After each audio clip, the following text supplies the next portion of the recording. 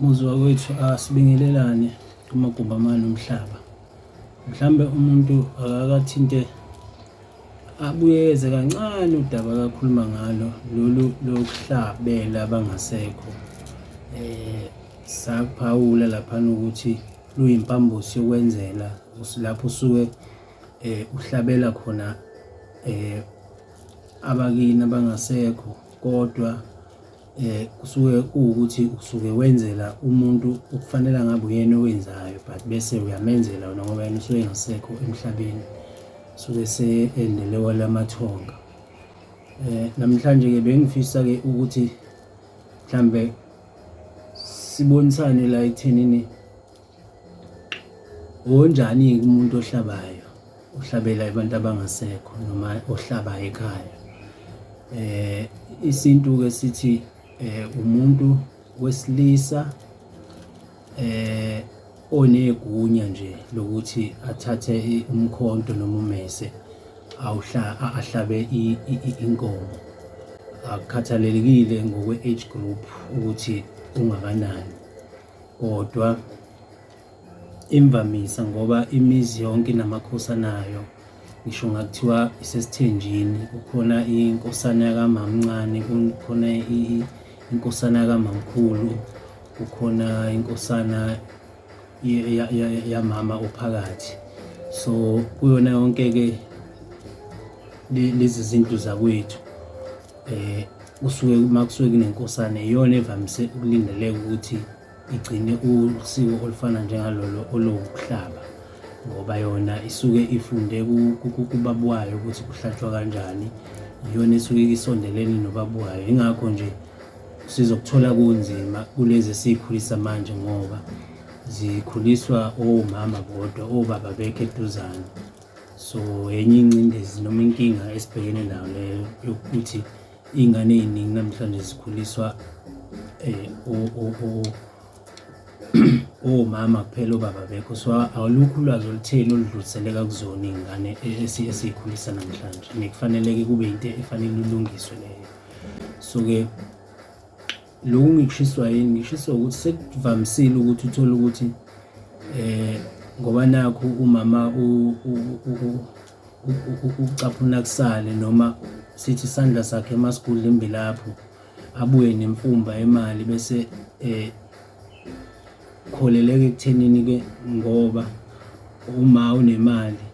So-ke sekujwayelekile-ke uthola ukuthi ngoba nakhu umama uya-afford, umama wekhaya, mhlampe ubaba wekhaya akasekho, mhlampe izinto ziphume ngoma, bese uzwe kuthiwa ubiza umndeni, wawubikela ukuthi ngosuku oluwukuthi uzobe ehlabile, uzobe enza isihlangu sikababa wekhaya njengoba nje esangcwatshwa, abikele umndeni, kube uyena umama noma umfazi wala ekhaya, kube uyena obikela umndeni ukuthi uzobe ehlabile ngosuku oluwukuthi. Lelo yishwa nje lelo ekufanele ngempela likhahlelwe ngazo zombili, lichithwe nje ngempela, lichithwe ngayo yonke indlela lelo shwa lelo lokuthi kube nomama noma nomfazi egcekeni ozothi uzobe ehlabile. Le nto efana naleyo ayamukelekile ethongeni, futhi ayamukelile emndenini nawabangasekho, ngoba uma ngabe ubaba esashona, ubaba unabafowabo abamlamayo nabalamayo, okusuke umama ekusuke kufanele yena ababikele ukuthi ohlelweni lwey'mali olukhona ngicela ukuthi bobhuti noma abafowethu esho abafowabo bamkhwenyana wakhe noma bendoda yakhe, ukuthi ngicela ukuthi ngosuku oluwukuthi noma nihlele usuku olufanele ekuthenini ugcinwe umsebenzi kamfowenu noma isihlangu samfowenu. Leyo ukuthi kuthiwa uma uzobe ehlabile, uhlabile wenza isihlangu sikababa, ayikho bakwethu, ayichithwe nje, ayichithwe leyo, ayikho kwangempela-ke, yiyo lezo letha amasho.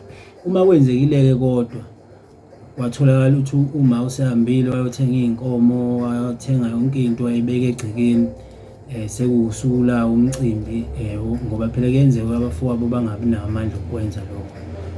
Bese kusuke kufanele umfazi noma umama walowo muzi akukhulume nabafowabo bendoda, abachazele ukuthi-ke ngenxa yokuthi amandla, ngokwazi kwami amandla aninawo kokwenzela umfowenu, ngocela ukuthi ngosuku oluwukuthi noma ngosuku oluwukuthi ekobe kwenziwa ngawo umsebenzi, ukuthi ngiy'thenge izinto zibe khona egcekeni, bese inkomo noma imbuzi yobe isebenza ngalelo langa niyithenge kumina, niyithenge nje noma ngo-R5 noma ngeshumi, niyithenge kumina. Ngakwenza lokho niyobe ni-acknowledge ukuthi umsebenzi owenziwayo wenziwa yini abafowabo bakhe, umkhwenyana noma indoda yami, kungabe sekubukeka ngazuthi umsebenzi wenziwe yimi ngumfazi wakhe. Then-ke yobe siyamukeleka-ke lowo msebenzi oyobe wenziwa abafowabo bababo ekhaya noma bendoda yala ekhaya, hhayi ukuthi umfazi kuthiwa uhlabile egcekeni. Hayibo, ningayivumi emzini wobaba wenu leyo nto. Nokunye-ke okubalulekile ukuthi esiyoke sikuthinte ngelinye ilanga yilokhu kokuthi ngabe isintu sithini ngoma abuya emendweni, ngenxa yokuthi kusuke kukhaleleka imulo noma ukuthi amuliswe uma abuya emendweni, eseze wabuya emendweni.